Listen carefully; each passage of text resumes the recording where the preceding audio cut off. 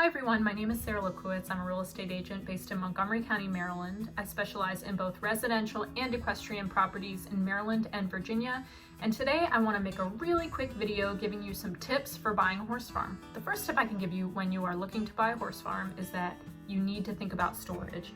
You will likely need more storage than you think you need, and it's really important to think not just about, a tack room and a feed room, but where are you going to store your mower, your tractor? Where are you going to store your hay? A lot of farm owners don't actually store hay in a hay loft. They keep a separate outbuilding for hay just for fire safety purposes. So it's really important to think about, does the property have adequate storage? The next tip I can give you is that you really need to think about layout.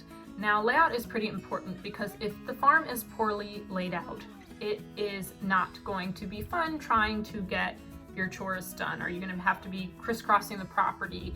Is the house really far from the barn on a cold night when you want to do night check? Thinking about things like that and making sure that the property is really designed for ease of use. The third tip is that you really need to think about the land. Now, this is something a lot of people overlook when they're buying a turnkey property, but you really need to think about it. Is the property in a floodplain? Do you need to take a soil sample? Really making sure that not just the buildings are in good condition, but the land is as well. The fourth tip is that location should be a major determining factor when you are looking to purchase a horse farm. And by this I mean you need to be accessible. If you're running a business, you need to be accessible to your clients. If you're not running a business, you need to be accessible to the vets and farriers. Being close to commuter routes is really going to work to your advantage. The fifth and final tip I want to give you today is that you really need to pay attention to zoning, and not just the current zoning, but any planned changes to the zoning coming up in the future.